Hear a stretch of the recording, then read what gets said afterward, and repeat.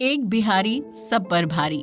आपने कभी न कभी ये लाइन जरूर सुनी होगी, जिसे बिहार के लोग अपनी बुद्धिमानी का परिचय देने के लिए यूज करते हैं। क्या आप जानते हैं कि बिहार के लोगों ने अपने देश से दूर एक दूसरे देश में न सिर्फ अपने शारीरिक बल को दर्शाया था, बल्कि अपनी बुद्धिमानी से उस देश पर अपना राज स्थापित भी कर लिया था।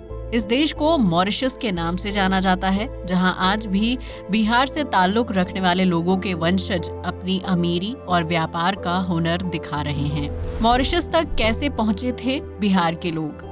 अब आपके दिमाग में ये सवाल आ रहा होगा कि भारत के बिहार राज्य को छोड़कर वहां के लोग किसी दूसरे देश में क्यों गए थे? तो इसका सीधा सा जवाब है बंधुआ मजदूरी। ब्रिटेन के लोगों ने भारत के अलावा दुनिया के कई देशों में एक के बाद एक कब्जा करना शुरू कर दिया था, जहां उन्होंने अपनी कॉलोनियां बसाई थी। इन देशों में मॉरिशस का नाम भी शामिल है, जहां 1700 से 1800 के दशक के बीच चीनी का उत्पादन काफी ज्यादा किया जाता था। इस दौरान ब्रिटिश जहाजों ने समुद्र में 1300 से ज्यादा यात्राएं की थीं, जबकि इन जहाजों में सैकड़ों की संख्या में मजदूरों को भरकर एक जगह से दूसरी जगह ले जाया जाता था। इन मजदूरों को अलग अलग कामों के लिए एक जगह से दूसरी जगह ले जाया जाता था, जिनसे पूरे दिन कड़ी मेहनत करवाने के बदले खाना दिया जाता था। वहीं ब्रिटेन में चीनी की मांग काफी ज्यादा थी, क्योंकि वहां के लोग चाय और कॉफी जैसे पेय पदार्थ पीना पसंद करते थे। ब्रिटिश शासकों ने कैरेबियन सी के आसपास द्वीपों पर भूरी और काले रंग की शारीरिक त्वचा वाले लोगों को चीनी का उत्पादन करने की जिम्मेदारी सौंप दी थी, क्योंकि ये लोग शारीरिक रूप से ज्यादा मजबूत और कठोर होते थे। 1750 से 1807 के बीच अलग अलग देशों से 6,60,000 मजदूरों को जहाजों में भरकर ब्रिटिश कॉलोनियों में लाया गया था, जिसमें भारतीय मजदूर भी शामिल थे। वहीं दूसरी तरफ साल 1801 में ब्रिटेन के कुछ लोगों ने बंधुआ या दास मजदूरी के खिलाफ विरोध जताना शुरू कर दिया था, जिसके बाद सरकार ने साल 1807 में समुद्री जहाजों पर मजदूरों की ट्रेडिंग पर रोक लगा दी थी। लेकिन इस रोक के बाद हालात और भी ज्यादा खराब हो गए थे, क्योंकि जहां पहले मजदूरों को जहाज में खुलेआम बैठा कर ले जाया जाता था, वहीं अब उन्हें जहाज के अंदर छिपाकर एक जगह से दूसरी जगह पहुंचाया जाता था। इस दौरान अगर ब्रिटिश आर्मी की नजर किसी जहाज पर पड़ जाती थी और वो जहाज में छानबीन करने के लिए आगे बढ़ते थे, तो जहाज में मजदूरों को समुद्र के पानी में फेंक दिया जाता था। दरअसल इस रोक के तहत ये नियम बनाया गया था कि अगर किसी समुद्री जहाज में मजदूरों को लाते या ले जाते हुए पकड़ा जाता है, तो जहाज का संचालन करने वाली कंपनी पर जुर्माना लगाया जाएगा। जुर्माने से बचने के लिए मजदूरों को पानी में फेंककर उन्हें मौत के घाट उतार दिया जाता था। जबकि कैरेबियन द्वीपों पर गन्ने की खेती कर रहे मजदूर सालों साल तक अपने घर वापस नहीं लौट पाते थे। इस बीच समुद्र से होकर गुजरने वाले जहाज के रास्ते में मॉरिशस द्वीप पड़ता था, जो एक बंदरगाह था, और यहाँ मजदूरों की ट्रेडिंग पर रोक लगाई गई थी। वहीं दूसरी तरफ कैरेबियन द्वीपों में काम कर रहे मजदूरों ने साल 1820 तक 11 से 21,000 टन चीनी का उत्पादन कर लिया था, जबकि 1833 तक दास मजदूरी और ट्रेडिंग पर पूरी तरह से रोक लग गई थी। ब्रिटिश शासकों ने कैरेबियन द्वीपों में उगाई गई चीनी को मॉरिशस में इकट्ठा करना शुरू कर दिया था, जो कुछ ही सालों में शुगर पोर्ट के रूप में तब्दील हो गया था। वहीं चीनी के उत्पादन के लिए ब्रिटिश शासकों को नया तरीका तलाश करना था, ताकि वो मजदूरों के हित के लिए बनाए गए सख्त नियमों का उल्लंघन किए बिना अपना काम निकाल सके। इसके लिए ब्रिटिश शासकों ने एक नए तरीके का इजाद किया, जिसका नाम द ग्रेट एक्सपेरिमेंट रखा गया था। वहीं दूसरी तरफ 1800 का दशक भारतीय नागरिकों के लिए बहुत ही भयानक था, जहां ब्रिटिश शासकों के कब्जे के बाद विभिन्न रियासतों के बीच टकराव की स्थिति पैदा हो गई थी। इसका सीधा असर आम जनता पर पड़ रहा था, जबकि देश में अकाल, भूखमरी और सूखे की स्थिति पैदा हो गई थी। इस भूखमरी की वजह से भारत में 3 करोड़ लोगों की जान चली गई थी, जबकि विभिन्न राज्यों में बच्चों से लेकर बुजुर्ग तक दाने दाने के लिए तरस रहे थे। ब्रिटिश शासकों को इसी मौके की तलाश थी और उन्होंने अपना पत्ता फेंकते हुए द ग्रेट एक्सपेरिमेंट की योजना को भारतीयों के सामने रखा था, जिसके तहत अंग्रेजों ने गरीब भारतीय नागरिकों को नौकरी देने का वादा किया था। इस वादे के तहत भारतीयों से एक एग्रीमेंट पर साइन करवाए गए थे, जिसमें ये लिखा हुआ था कि भारत से मॉरिशस जाने वाले लोग 5 साल तक वहां रहकर काम करेंगे। भोजन की कमी का सामना करने वाले कई लोगों ने इस एग्रीमेंट पर साइन कर दिए थे, जबकि कुछ लोग अपने कर्ज को चुकाने के मकसद से दूसरे देश जाकर काम करने के लिए तैयार हो गए थे। हालांकि कई भारतीय एग्रीमेंट शब्द को स्पष्ट रूप से नहीं बोल पाते थे, जिसकी वजह से वो एग्रीमेंट को ग्रीमेट कहते थे। इस तरह भारत में ग्रीमिटिया मजदूर प्रचलित हो गए थे, जिन्होंने एग्रीमेंट पर साइन करके 5 साल के लिए अपनी जिंदगी अंग्रेजों के नाम कर दी थी।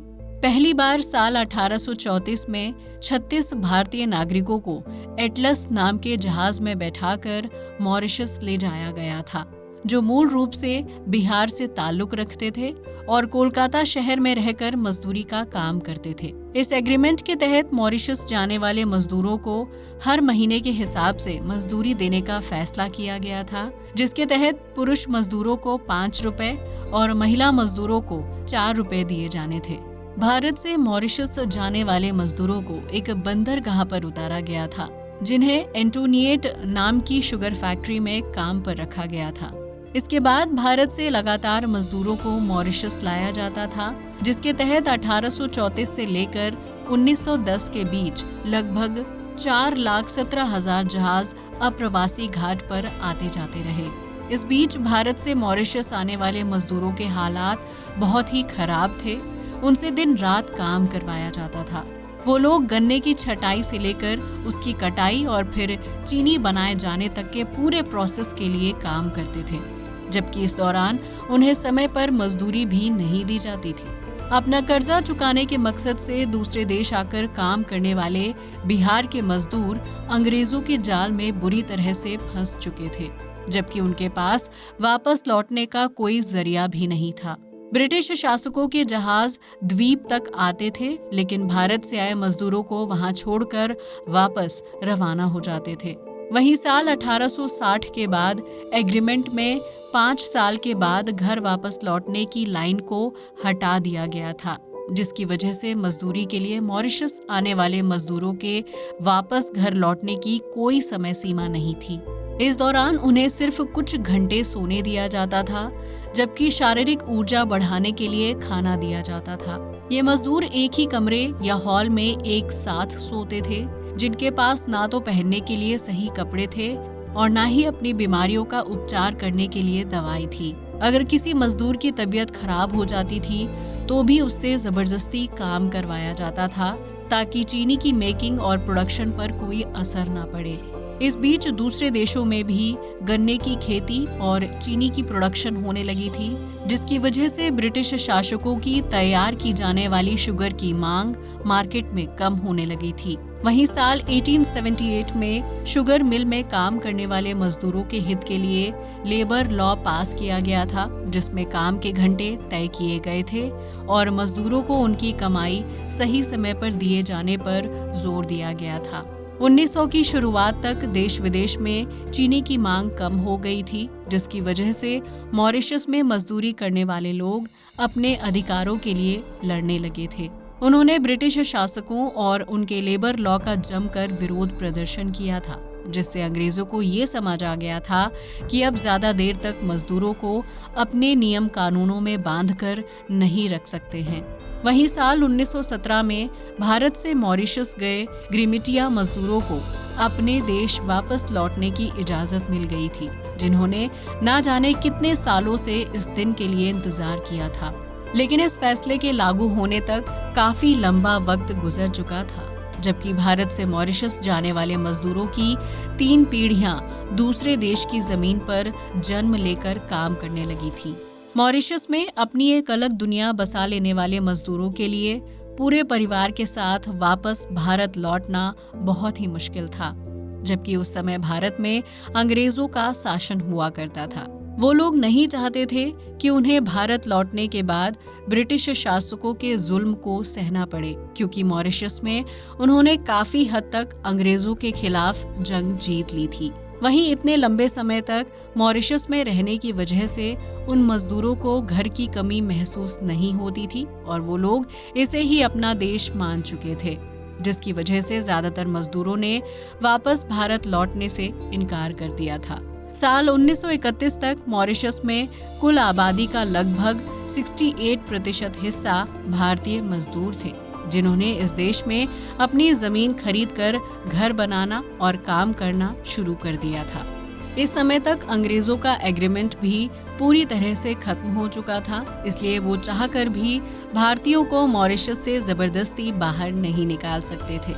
ये कहा जा सकता है कि अंग्रेजों की होशियारी उनके ऊपर ही भारी पड़ गई थी, जबकि भारत से जाने वाले मजदूरों की नई पीढ़ियों ने मॉरिशस में जन्म लेकर एक उज्जवल भविष्य की तैयारी शुरू कर दी थी। इसके बाद दुनिया के विभिन्न देशों से ब्रिटिश शासकों की पकड़ ढीली होने लगी थी, जिसके बाद भारतीय नागरिकों ने मॉरिशस में न सिर्फ अपनी बस्तियां बसाई थीं, बल्कि रोजगार और बिजनेस भी शुरू किया था। वहीं भारतीयों की अगली पीढ़ी ने उस बिजनेस को आगे बढ़ाने का काम किया था, जिसकी वजह से मॉरिशस के इतिहास में भारतीय मजदूरों का अहम योगदान माना जाता है। इस देश में वर्तमान समय में कुल आबादी में से लगभग 70% लोग भारतीय हैं, जबकि भारत से मॉरिशस जाने वाले लोगों को बहुत ही आसानी से जॉब मिल जाता है। इस देश में जाने के बाद आपको बिल्कुल भी विदेश जैसी फीलिंग नहीं आएगी, जबकि यहाँ करेंसी से लेकर आम लोग सब कुछ भारत की याद दिलाते हैं। इस देश में हर साल 2 नवंबर को अप्रवासी दिवस मनाया जाता है, क्योंकि इस दिन भारत से मॉरिशस जाने वाले 36 मजदूरों ने वहां की जमीन पर कदम रखा था। वहीं जिस अप्रवासी घाट पर उन मजदूरों को नाव से उतारा गया था, उसे आज एक हेरिटेज साइट के रूप में संरक्षित किया गया है, जहां पर्यटक शुगर मिल में काम करने वाले मजदूरों का इतिहास देख सकते हैं। अब तो आप समझ ही गए होंगे कि कैसे 36 बिहारी मजदूरों ने मॉरिशस जैसे देश को बसाया था। आज के लिए बस इतना ही। जय हिंद दोस्तों।